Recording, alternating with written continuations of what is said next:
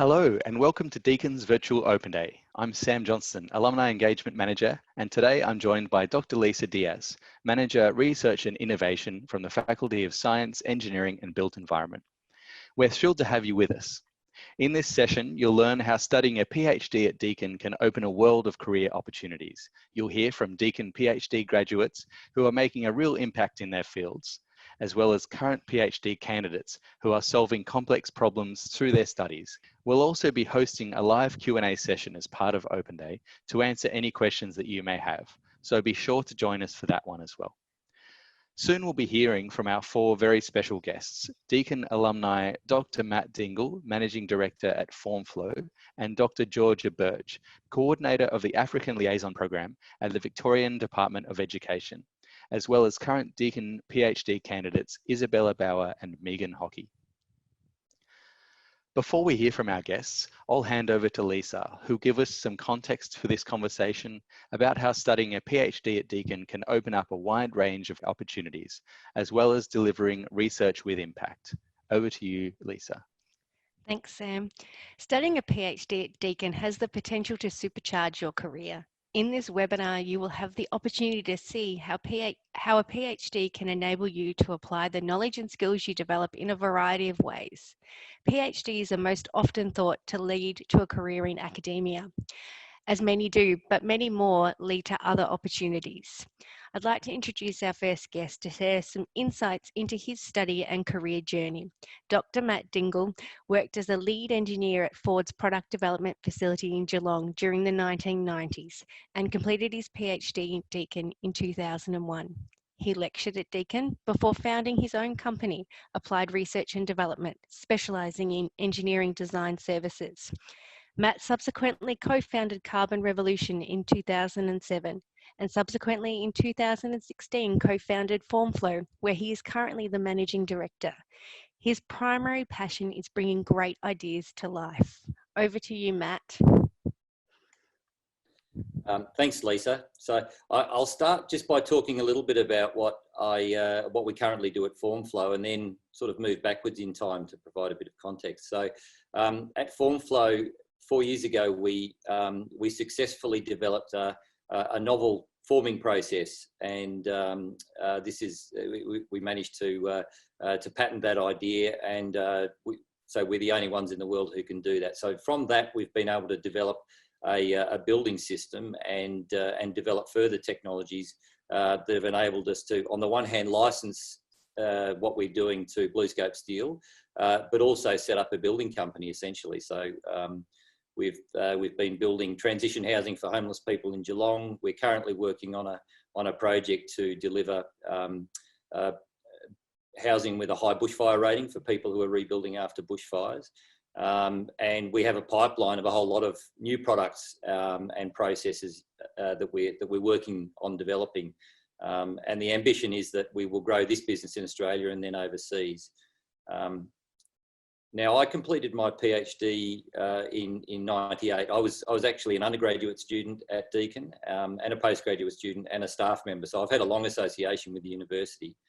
I have had quite a long association with other universities too. I did try and study when I first left school, but I wasn't really ready for it then. I was involved in competitive sport and a whole series of other things, and it just wasn't the right time.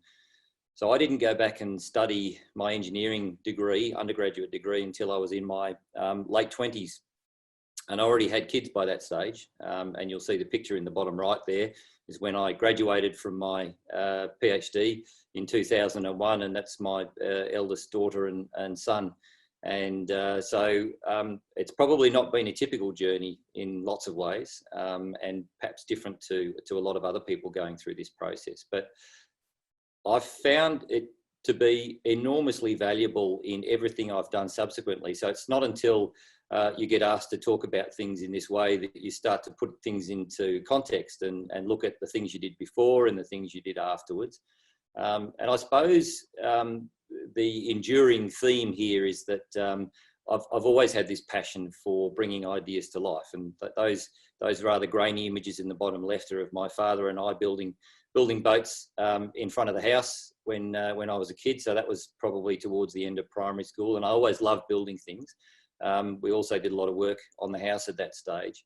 And all the way through, I've been interested in exploring things that I guess I haven't seen other people do, or trying to take things in a direction that I want them to go. I've never been terribly comfortable working in existing organisations. So I've had a bit of a history of that. I started my own business, the first business, when I was about 18, 19. And at that stage, I was really interested in competitive sport and particularly rowing. So I didn't have much money. So I with a friend of mine, designed and then built the first boats that we rowed in. And then based on that, started working with a Geelong-based company called Sykes. And the top left-hand image is of us testing a boat, which is still in production, actually. And that's probably 30 years ago. After I'd finished my my PhD at Deakin, I did spend some time as a lecturer. So I spent 3 years, and I focused primarily on engineering design teaching at the university, which I really loved. I enjoyed the teaching aspect of it. I struggled a little bit with the academic environment, the outputs, papers, and so on. I found a little bit, they weren't tangible enough for me. So the first company I started was Carbon Revolution, and I did that with 2 former students and a former colleague from Ford. I was the managing director of that company for the early part of the development, and then switched over to becoming director of technology. That company's based next door to us now and has 500 people working and export contracts. So it's delivering that product to Ferrari in Italy and Ford in the US. So I guess that I'm quite proud of that as an example of taking a technology which really grew out of Deakin and growing that into something which has a real commercial success and is now providing, I guess, a benefit in the Geelong region by providing jobs for workers in this area, and particularly ones that have been displaced by the closures of Ford and Shell and others. So I hope that's given you a little bit of a flavour of things other than the academic life that you might be able to explore with a PhD. I think for me the greatest benefit of having done those studies is the ability to look beyond what you normally get a chance to explore, and to really use those skills in non-traditional areas and think in a different way. And I think that's the real strength of studying a PhD. Thank you. Wonderful. Thank you, Matt. That's great to hear. Our next guest is Isabella Bella, a PhD candidate in Deakin's Faculty of Science, Engineering and Built Environment, who is combining her background in architecture with theories and techniques from psychology and neuroscience to understand the effect of built environments on emotion and neurophysiological response. Isabella's work and outputs are designed not only for the academic community, but the policymakers and design practitioners who can enable that research to have a direct and significant impact in society. Over to you, Isabella. Hi, thank you for having me today. So I'm going to talk a little bit about my career trajectory to the PhD program at Deakin University. I did my undergraduate degree at Deakin in architecture, and I went through to do my Masters of Architecture too. And architecture is quite a degree where you go into practice rather into research. So I had a bit of a strange journey in that sense. But I'm going to go back a little bit to school, where I was really passionate about science as well as design. But I got told quite early on that you couldn't combine science and design. And so I went down this design trail, but really liked science. And so it's a bit funny that it's caught up with me later on in life. So after I finished my master's degree, I worked in government for a little bit. So I did an internship through the Department of Premier and Cabinet, which was really interesting. I got to work with the Office of the Victorian Government Architect, and I got to understand a little bit about policy and how we make policy to shape the whole of the built environment and how that can have quite a large impact across society. I then moved into research as a research assistant with another university, and started getting a real liking for research. So I was looking at school environments as well as hospital environments. And part of that was working on the new school standards. So I knew that the research I was doing in researching how schools were designed was actually going to impact all of the schools across Victoria, and that was really rewarding. After that, I realized that I probably did want to come back and do a PhD, but I also wanted to do it in an area that I was really passionate about, which was science. But I didn't have those skills yet. I didn't know much about neuroscience whatsoever, but I came to Deakin through the School of Architecture and am supervised through the cognitive neuroscience unit as well. So as soon as I started my PhD, I was really lucky to be able to do some units in neuroscience to learn about statistical design, to just learn the basics in science that I'd missed out on through my education so far. And what's been fantastic, I started in 2018, I'm now in my third year part-time, is that I'm able to work while completing my PhD and working in research admin. So getting a real understanding of how research works and that environment, and how to win grants and how to keep on going in research if I wanted to. But I've also been able to do a lot of engagement work, and that's really rewarding because I get to disseminate my results as I go and share that with the community. A lot of people have this misconception that a PhD is this large book that you have at the end that you put on a shelf and no one reads it and it just gathers dust, but that's not the case. I'm publishing as I go. I'm getting to compete in competitions and to share that work.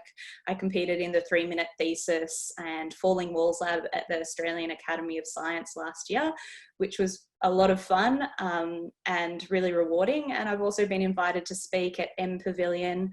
So I get to share across the humanities side as well as the STEM side. What I want to do in the future is probably go into research, but I really want to see my results translated. So it was mentioned a little bit at the start, I'm trying to measure how buildings make people feel. If I did develop that technique, I would like to see that implemented. So architects and design practitioners have that knowledge and can use that knowledge, and also that government knows about that research and can embed that into a policy level. I think the most rewarding thing I've got out of the PhD so far has been a bit of a surprising byproduct, which I just never would have imagined could have happened to me before I started, which was being elected the president of the Students of Brain Research. So for someone from a completely architecture background to be able to lead and work with these incredible next generation of young neuroscientists was the most rewarding thing so far. Thank you. Thank you, Isabella, for those wonderful insights. Our next guest is Dr. Georgia Birch, who among her numerous achievements received a Community Service Award in last year's Deakin Alumni of the Year Awards. For 10 years, Georgia has driven social change within Melbourne's African community. She advocates for and supports community members to achieve better outcomes as they interweave their cultural values into the Australian community. Georgia established the African Liaison Program at Maribyrnong College, a large, low socioeconomic high school in Melbourne's west. This program has now grown to include 15 additional schools. Georgia was instrumental in the design of Victorian's cultural competency and anti-racism curriculum and continues to consult with the Minister of Education to further develop this program. Over to you, Georgia. Thank you, Lisa. Yeah, I suppose my journey is completely different to everybody else's. As you can see on my slide, I've been to every university, and that's the reason, because I go to where the opportunity is for me. And I suppose when I was thinking about doing a PhD, I'd only just turned 40, I think, and I had little kids, and I knew I didn't want to be a traditional academic. I just knew it. I wasn't one of those people that was just going to sit in an office and write papers. It was just not going to happen. So I shopped around, actually, and I got an offer from Monash, and it was a paid offer, but I had so many restrictions on what I could do. So when I went to Deakin, I had the most amazing supervisor. She was absolutely incredible. And I was like, oh, well, I need to go to sports day because my kids are running in the races. So I'm not, I don't want to be office bound. She's like, yeah, do whatever you like. So the flexibility was the main driver for me, and everything we did, we met a couple of times, you know, once a month. But apart from that, I was self-driven. Although that was difficult, it really changed the way I thought about myself, about the communities that I work in. I had total flexibility. I think even in the first 6 months, I changed the topic. Like it was, like I did everything wrong, but, you know, I had that flexibility of being able to make those mistakes. And although that was frustrating, that really made me the best researcher I can be.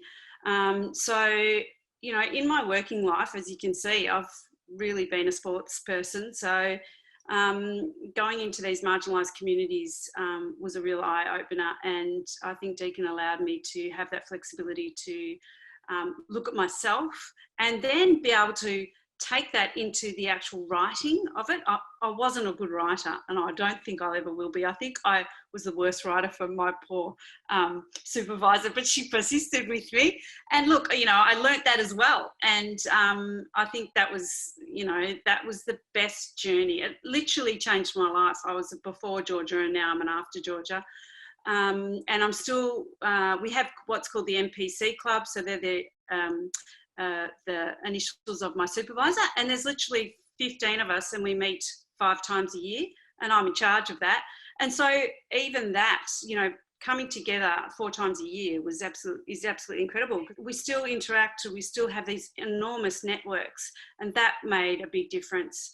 I also think once you've done that PhD, you really go up another level in terms of getting work. You know, my work's been off and on, obviously this year, it's been horrendous. I've had months because schools are really locked down. But, you know, in that time, I've come up with a podcast called Community Conversations. And in that podcast, it's on Apple Podcasts. In that podcast, I talk to people who in those marginalised communities who have done amazing things themselves, you know, film writers, poets.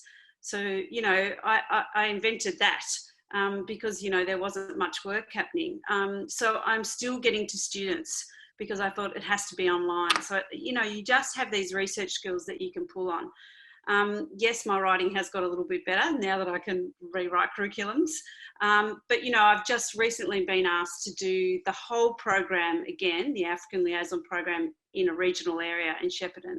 So that's a lot of work that will come up. But yes, I have had times where, you know, there hasn't been work because of the situations that we've been in. But I think you can pull on all those skills. And I think you can also, those networks that I've made from that area has just been an incredible experience. Like I'd say, you know, I don't have any work at the moment, and somebody'd say, oh, I need a research assistant. Can you just come and do this? So, you know, you really get to have those networks, which I think is really important. And even today, you know, in the crisis that we're in, you know, I've still got my clients who I had researched. I did a qualitative study, by the way. So most of my time was spent at the Flemington Housing Commission.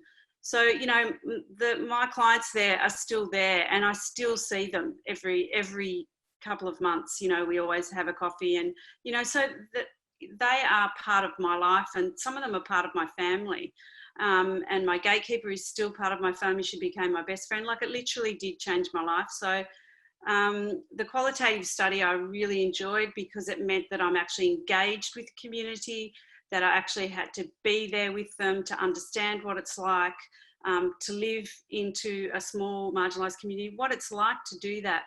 And that was what I was really interested in. That's what I want to see. I want to see change. I want to see students have the opportunities, and I can actually see those changes. So for me, I think the academia side of it wasn't an interest for me.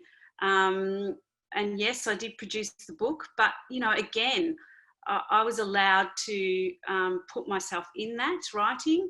I also think that when you see that book at the beginning, I was like, I'm never going to be able to do this. There's no way I can produce something like that. And she was like, no, it'll come. And it all comes in stages. So you just, you know, you just go along, you trust your supervisor, you have a great relationship with them. And I would say, you know, my kids would say, oh my God, look how many red marks are on your papers, Mum. And because, you know, she'd just written red marks all over them.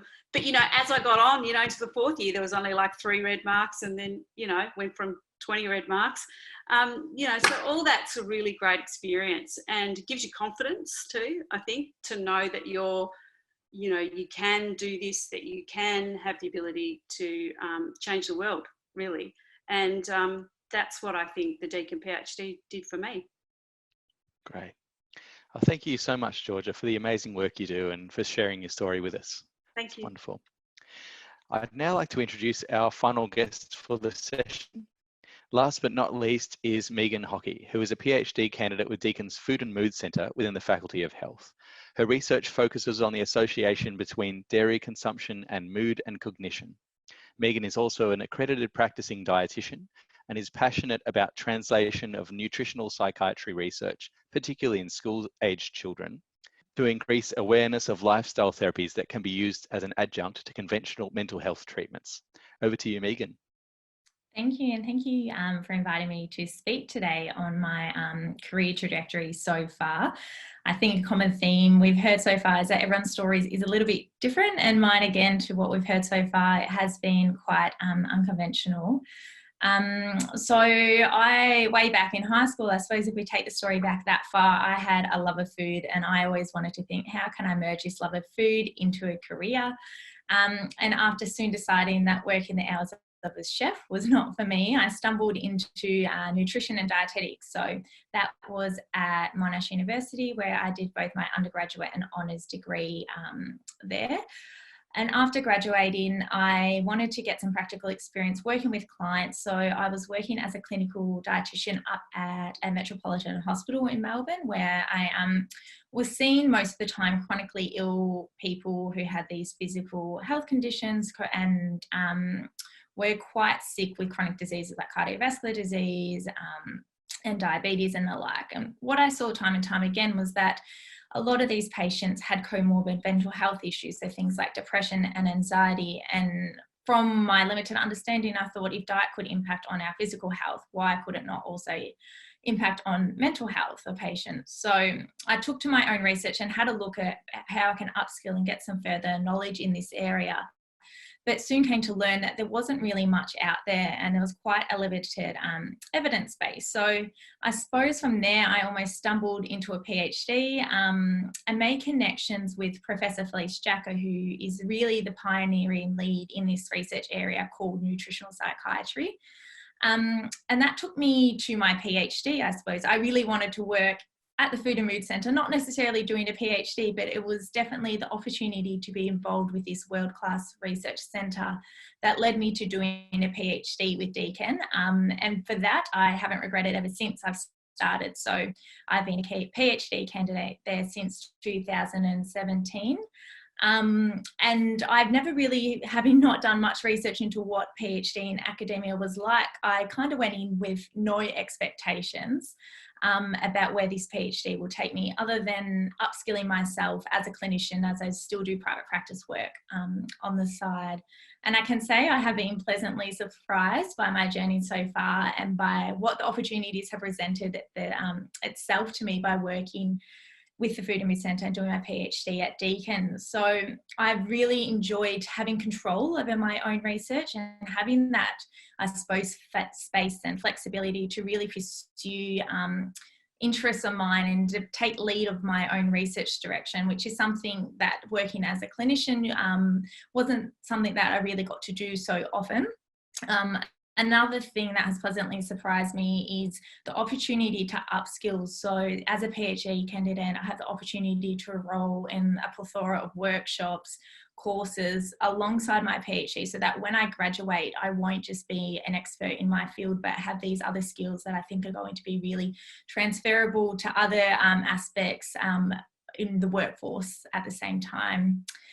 Travel, we all love to travel, and I know much of it's not happening at the moment. I've already, within the first couple of years of my PhD, had the opportunity to present at conferences in London and New Zealand, and had the opportunity to travel elsewhere outside of those areas as part of this study as well, which has been pretty exciting.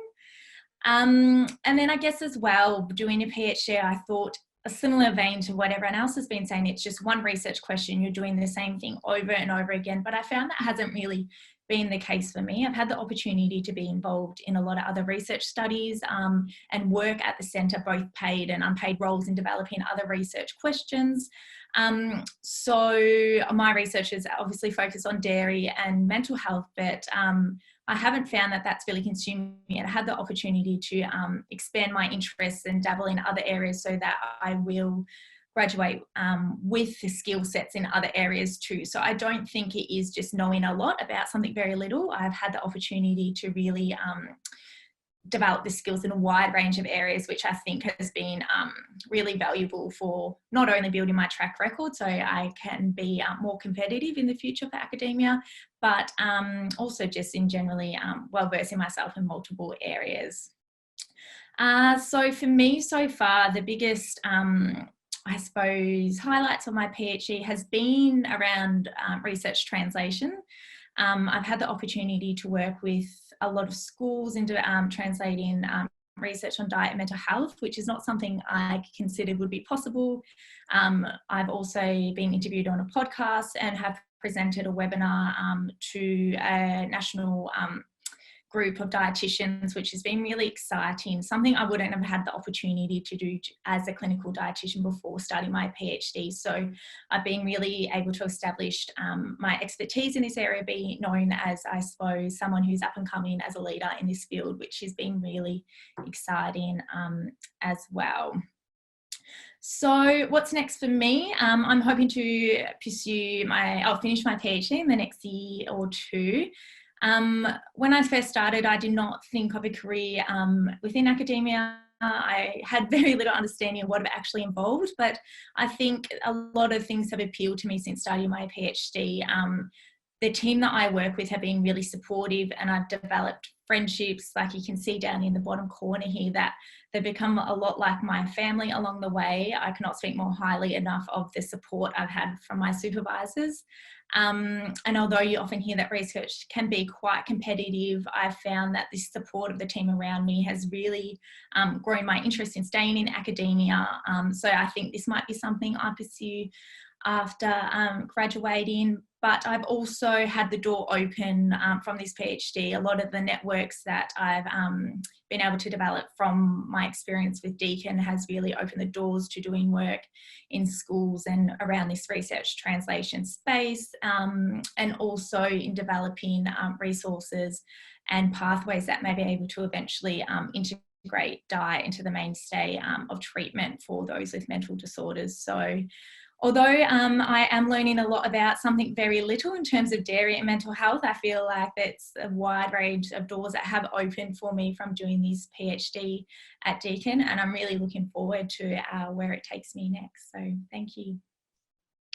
Wonderful. Thank you very much, Megan. And thanks to all of our panelists for your insights into the groundbreaking work you're doing and the way that studying a PhD at Deakin has helped you to open up opportunities in your careers. Lisa, I want to hand over to you for some final thoughts on the value of HDR studies such as this and other resources available for people wanting to find out more.